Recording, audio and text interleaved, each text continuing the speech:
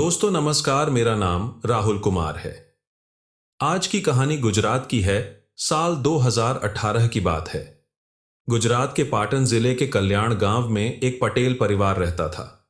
इस परिवार के मुखिया नरेंद्र भाई पटेल थे। नरेंद्र भाई पटेल एक जाने माने इंडस्ट्रियलिस्ट थे।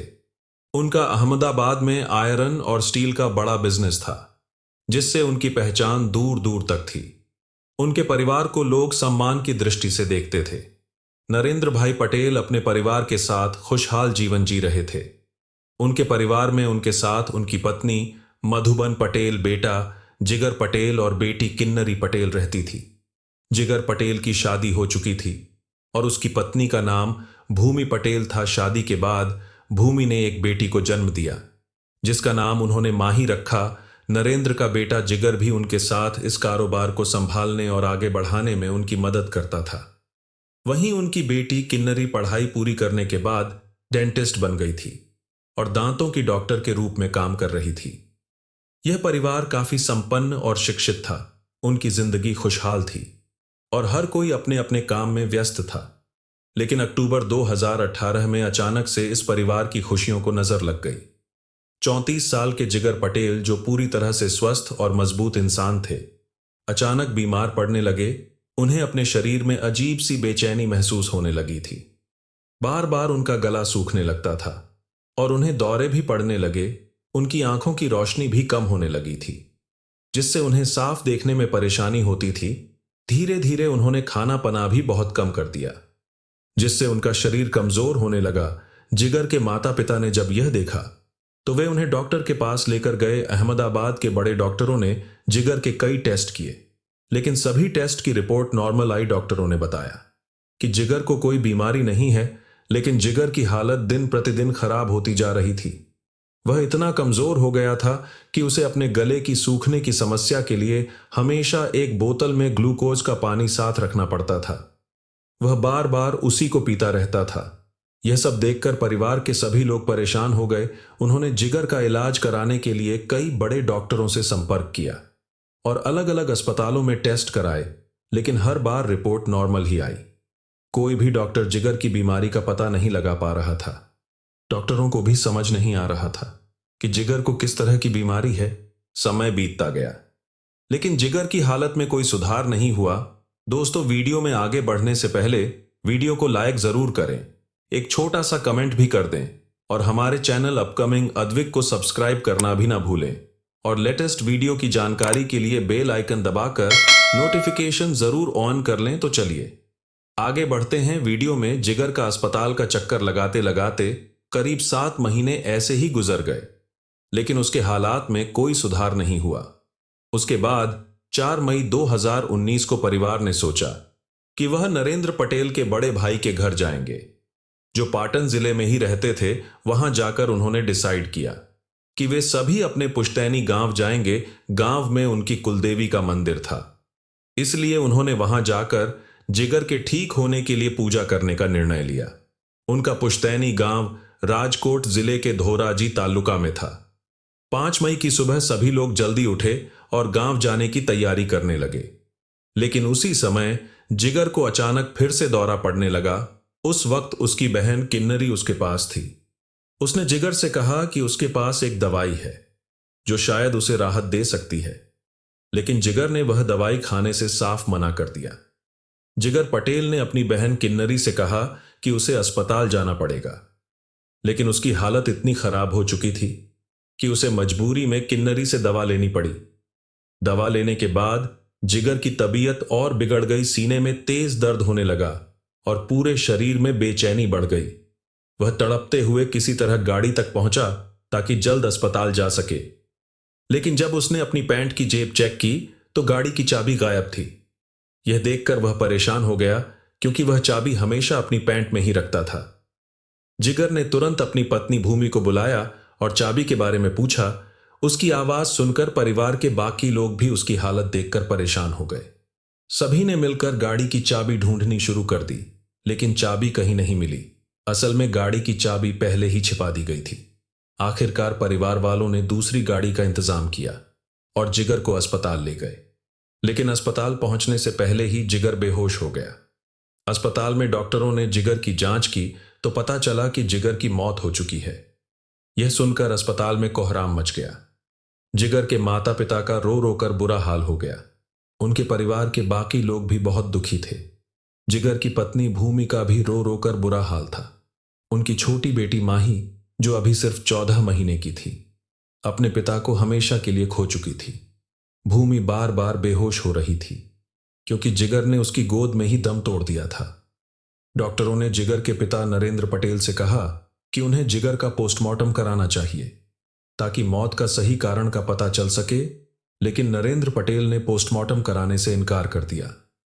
उनका कहना था कि जिगर को लंबे समय से कमजोरी थी और इसी वजह से उसे हार्ट अटैक आया होगा।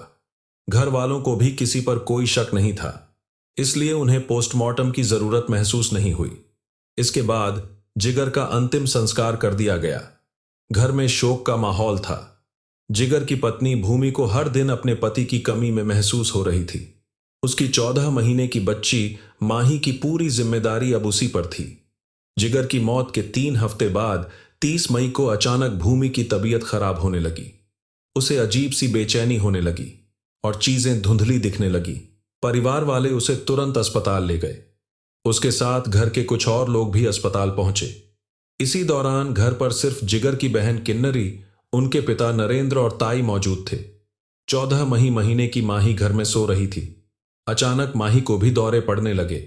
किन्नरी ने यह देखा तो वह घबरा गई। उसने ताई को बुलाया। ताई ने माही को गोद में लिया और तुरंत उसे अस्पताल ले गई। अस्पताल में डॉक्टरों ने माही को चेक किया और बताया कि माही अब इस दुनिया में नहीं रही।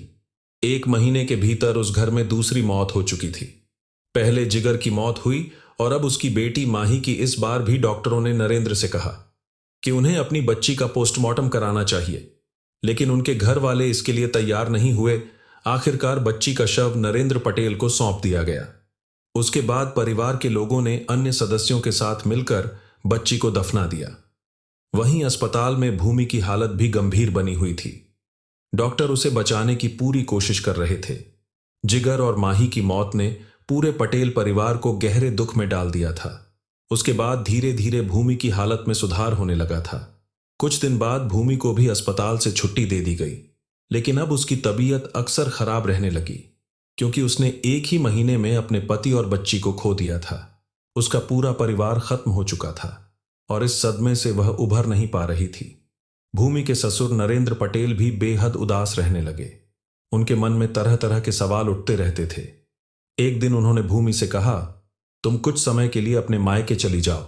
यहां रहकर तुम्हें जिगर और माही की यादें परेशान करेंगी। इसके बाद भूमि के पिता को फोन करके बुलाया गया। भूमि के पिता उसे अपने साथ मायके ले गए। नरेंद्र पटेल के घर का माहौल गमगीन हो गया था। परिवार का कोई भी सदस्य किसी काम में मन नहीं लगा पा रहा था। सभी की आंखों में हमेशा आंसू रहते थे। लेकिन इस दुख भरे माहौल में भी घर का एक सदस्य ऐसा था जिसे देखकर ऐसा लगता था जैसे उसे जिगर और माही के जाने का कोई फर्क ही नहीं पड़ा। वह सदस्य कोई और नहीं, नरेंद्र की अपनी बेटी किन्नरी थी। किन्नरी पहले की तरह खुश रहती थी। वह फोन पर अपने दोस्तों के साथ हंस हंस कर बातें करती और बाहर घूमने भी जाती थी। ऐसा लगता था जैसे उसे अपने भाई जिगर और भतीजी माही के चले जाने का कोई दुख नहीं है। जिस दिन माही की तबीयत बिगड़ी थी और उसे अस्पताल ले जाया जा रहा था, उस समय भी किन्नरी के चेहरे पर कोई चिंता नहीं थी। उल्टा वह बच्ची को तड़पता देखकर मुस्कुरा रही थी। नरेंद्र पटेल कई दिनों से किन्नरी के इस हरकत को नोटिस कर रहे थे, लेकिन वह चुप थे। आखिरकार एक दिन उन्होंने किन्नरी से पूछ ही लिया, तुम्हें अपने भाई और भतीजी की मौत का कोई दुख नहीं है? हम देख रहे हैं कि उनके जाने के बाद से तुम पहले से भी ज्यादा खुश लग रही हो।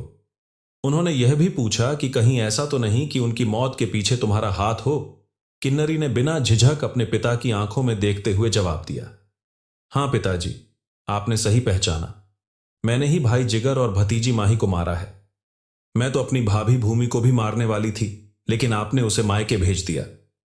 उसकी बात सुनकर नरेंद्र पटेल सन्न रह गए। उनके पैरों तले जमीन खिसक गई। वह सिर पकड़कर बैठ गए। अब उनके सामने एक बड़ा सवाल था।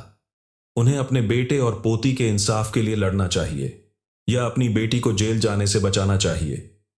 थोड़ी देर सोचने के बाद उन्होंने यह तय किया कि वह पुलिस स्टेशन जाएंगे और सारा सच पुलिस को बताएंगे। नरेंद्र पटेल ने फैसला कर लिया कि वह अपने बेटे और पोती को इंसाफ दिलाने के लिए कोई कसर नहीं छोड़ेंगे। पिता नरेंद्र पटेल अपनी पोती की मृत्यु के 5 दिन बाद पाटन जिले के बी डिवीजन पुलिस स्टेशन में गए और वहां अपनी बेटी किन्नरी पटेल के खिलाफ शिकायत दर्ज करवाई। इसके बाद पुलिस ने किन्नरी को गिरफ्तार कर लिया और उसे पुलिस स्टेशन ले आई। पूछताछ के दौरान किन्नरी ने अपना जुर्म स्वीकार कर लिया। हालांकि अब सवाल यह था कि उसने अपने भाई और मासूम भतीजी की हत्या क्यों की। जांच के दौरान किन्नरी ने बताया कि वह और उसका भाई जिगर बचपन से एक साथ पले बढ़े थे। दोनों भाई बहन को उनके माता पिता ने समान रूप से प्यार और परवरिश दी थी। जिगर ने पढ़ाई खत्म करने के बाद घर की जिम्मेदारियां संभाल ली थीं और पिता के बिजनेस में उनका साथ देने लगा था। और वहीं किन्नरी ने भी अपनी पढ़ाई पूरी कर डेंटिस्ट की डिग्री हासिल की थी। हालांकि बड़े होने के साथ दोनों के रिश्ते में बदलाव आने लगे। किन्नरी को लगने लगा कि घर में उसके साथ उचित व्यवहार नहीं होता है। उसे ऐसा महसूस होता था कि उसके माता पिता उसे ज्यादा महत्व नहीं देते हैं, बल्कि जिगर को ज्यादा अहमियत देते हैं। धीरे धीरे उसकी यह गलत फहमी और बढ़ती गई। जब जिगर की शादी भूमि पटेल से हुई, जो खुद भी एक डेंटिस्ट थी, तो किन्नरी को यह महसूस होने लगा कि अब उसकी अहमियत घर में और भी कम हो गई है। इस कारण किन्नरी का अपने भाई और भाभी से झगड़ा होने लगा। उसे लगने लगा कि उसके माता पिता और परिवार के अन्य सदस्य उसे अनदेखा कर रहे हैं। इस दौरान किन्नरी के मन में जलन और ईर्ष्या बढ़ने लगी। उसे यह भी महसूस हुआ कि अगर जिगर और उसकी पत्नी को रास्ते से हटा दिया जाए तो वह अपने पिता की सारी संपत्ति की अकेली वारिस बन सकती है। यह सोचकर उसने दोनों को खत्म करने की योजना बनाई। किन्नरी डॉक्टर थी, इसलिए उसे कई तरह के केमिकल्स और जहरीले पौधों के बारे में जानकारी थी। उसने इस बारे में गहराई से शोध करना शुरू किया कि कौन से केमिकल या पौधे धीरे धीरे असर करके शरीर को नुकसान पहुंचाते हैं और कौन से तेजी से असर दिखाते हैं। काफी रिसर्च के बाद उसने एक पौधे के बीजों के बारे में पता लगाया जिनमें स्लो पॉइजन था। वह बीज ग्रामीण इलाकों में आसानी से मिलते थे। उसने अपने एक जानकर ऑटो ड्राइवर से वे बीज मंगवाए। ड्राइवर को इस बात की जानकारी नहीं थी कि यह बीज जहरीले हैं। उसने सोचा कि शायद किन्नरी पौधे लगाने के लिए उन्हें मंगवा रही है। इसके बाद किन्नरी ने योजना बनाई कि वह अपने भाई और भाभी को एक साथ खत्म नहीं करेगी, बल्कि एक एक कर खत्म करेगी। उसने सबसे पहले अपने भाई जिगर को धीरे धीरे जहर देना शुरू किया। जब भी जिगर काम से घर लौटते थे तो उनकी बहन किन्नरी पहले ही अपनी हॉस्पिटल की ड्यूटी खत्म करके घर पहुंच जाती थी। जब भी जिगर घर आते थे तो किन्नरी ही उन्हें पानी देती थी, मगर यह पानी कोई साधारण पानी नहीं था। किन्नरी पहले ही पानी में कुछ बीज डालकर उसे उबाल लेती और फिर यही पानी अपने भाई को देती थी। जिगर को यह पानी पीने में कोई परेशानी नहीं होती थी, क्योंकि वह इसे स्वच्छ और ताजे पानी के रूप में समझते थे। मगर असल में यह पानी जहरीला होता था, जिसे किन्नरी जानबूझकर जिगर को देती थी। धीरे धीरे यह जहर जिगर की सेहत पर असर दिखाने लगा। उनकी तबीयत बिगड़ने लगी, लेकिन घर वाले इसे सामान्य बीमारी समझते हुए उन्हें बड़े बड़े डॉक्टरों के पास ले गए। हालांकि डॉक्टर उनकी बीमारी का सही कारण नहीं समझ पाए और कोई इलाज नहीं कर सके।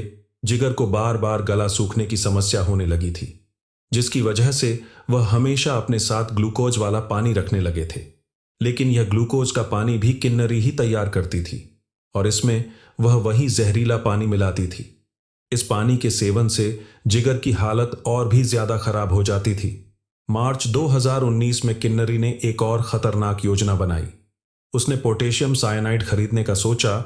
साइनाइड एक खतरनाक जहर होता है जो आसानी से नहीं मिलता है। हालांकि यह ज्वेलर्स के पास पाया जाता है, क्योंकि ज्वेलर्स सोने को चमकाने और साफ करने के लिए इसका इस्तेमाल करते हैं। किन्नरी ने पहले एक ज्वेलर से दोस्ती की और उसे विश्वास में लेकर कहा कि उसके एक मरीज को सोने का दांत लगवाना है, इसलिए उसे साइनाइड की जरूरत है। ज्वेलर ने उसे थोड़ी मात्रा में साइनाइड दे दी, मगर किन्नरी को यह कम लगा। उसने फिर उसी तरीके से दूसरे ज्वेलर से भी साइनाइड ले लिया। अब उसके पास साइनाइड की काफी बड़ी मात्रा इकट्ठा हो चुकी थी। इसके बाद किन्नरी ने कुछ खाली कैप्सूल्स खरीदे और उनमें साइनाइड भरने का काम शुरू किया। उसने ने अलग अलग रंगों के कैप्सूल्स इकट्ठा किए, जैसे पीले और लाल। उसके बाद उन्हें एक प्लास्टिक के डिब्बे में रख लिया। किन्नरी अब हर रोज अपने भाई को उस जहर से भरा हुआ पानी देती थी। वह जिगर को दर्द में तड़पते हुए देखती थी तो उसे बहुत सुकून मिलता था। वह चाहती थी कि जल्द से जल्द जिगर की जान चली जाए। एक दिन किन्नरी ने अपनी योजना को पूरी तरह से अंजाम देने का फैसला किया।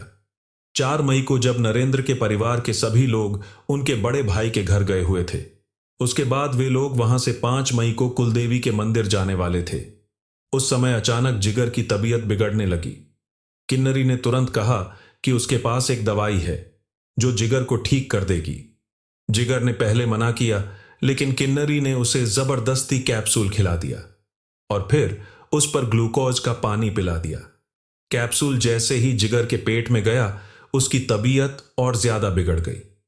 वह तुरंत हॉस्पिटल जाने के लिए भागा, लेकिन किन्नरी ने पहले ही उसकी कार की चाबी छिपा ली थी ताकि वह जल्दी अस्पताल ना पहुंच सके। जिगर दर्द से तड़पते हुए गाड़ी की तरफ दौड़ा, लेकिन उसे कार की चाबी नहीं मिल पाई। किन्नरी चाबी अपने पास रखे हुए थी और उसने जिगर को यह चाबी नहीं दी। जिगर की हालत इतनी बिगड़ गई कि समय पर अस्पताल ना पहुंच पाने की वजह से जिगर ने रास्ते में ही दम तोड़ दिया। उस वक्त किसी ने सोचा भी नहीं था कि जिगर को योजना अनुसार मारा गया है। परिवार वाले तो यह सोचते थे कि जिगर का स्वास्थ्य काफी दिनों से खराब था, इसलिए वह हार्ट अटैक के कारण मरा है। लेकिन असल में किन्नरी ने उसे एक धीमे जहर से मारा था। इसके बाद किन्नरी ने अपनी भाभी भूमि पटेल को भी अपनी साजिश का हिस्सा बनाने का मन बना लिया।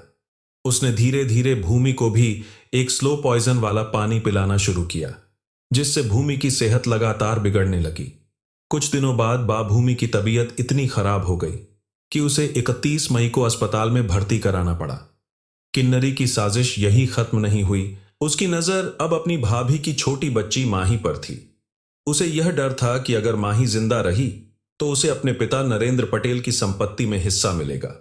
इसीलिए किन्नरी ने माही के पास जाकर उसके मुंह में साइनाइड का एक खतरनाक कैप्सूल डाल दिया। जैसे ही वह कैप्सूल माही के पेट में गया, उसकी हालत तुरंत बिगड़ने लगी। किन्नरी ने खुद ही यह अफवाह फैलाते हुए घर वालों को बताया कि माही को दौरे पड़ रहे हैं और उसे अस्पताल ले जाना होगा। माही को अस्पताल में ले जाने पर डॉक्टरों ने उसे मृत घोषित कर दिया।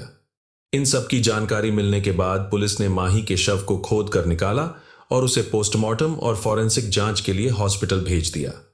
उसके बाद पुलिस ने घर की तलाशी ली। तलाशी के दौरान उन्हें प्लास्टिक के डब्बे में 5 लाल रंग के और 2 पीले रंग के कैप्सूल मिले। इसके अलावा किन्नरी के घर से पौधों के बीज भी मिले थे जो जहर के लिए इस्तेमाल होते थे। साथ ही किन्नरी का लैपटॉप भी मिला जिसमें वह जहर के बारे में इंटरनेट पर सर्च कर रही थी। यह सबूत मिलने के बाद पुलिस ने किन्नरी के खिलाफ केस दर्ज किया और कोर्ट में चार्जशीट दायर की। 3 साल की जांच और सुनवाई के बाद 4 अप्रैल 2022 को लोअर कोर्ट ने किन्नरी पटेल को अपने भाई जिगर और भतीजी माही की हत्या के आरोप में उम्र कैद की सजा सुनाई। अलावा उस पर 50,000 रुपये का जुर्माना भी लगाया गया था। कोर्ट का आदेश था कि जब तक वह जीवित रहेगी उसे जेल में रहना होगा। हालांकि उसके कुछ दिन बाद ही उसे बेल मिल गई थी। उसके बाद किन्नरी पटेल 26 दिसंबर 2022 को मित्तल पटेल नाम की वकील के पास गई। उन्हें सब कुछ बताया और कहा कि उन्हें लोअर कोर्ट के फैसले को हाई कोर्ट में चुनौती देनी है और सजा को सस्पेंड करवाना है। इसके बाद 31 मार्च 2023 को गुजरात के हाई कोर्ट में यह मामला पहुंचा, जहां हाई कोर्ट ने लोअर कोर्ट के फैसले को सस्पेंड कर दिया। साथ ही उसे जुडिशियस कस्टडी में भेज दिया गया। उसे 3 दिनों का टेम्परेरी बेल भी दिया गया था। 3 अप्रैल 2023 को किन्नरी पटेल जेल से बाहर आई।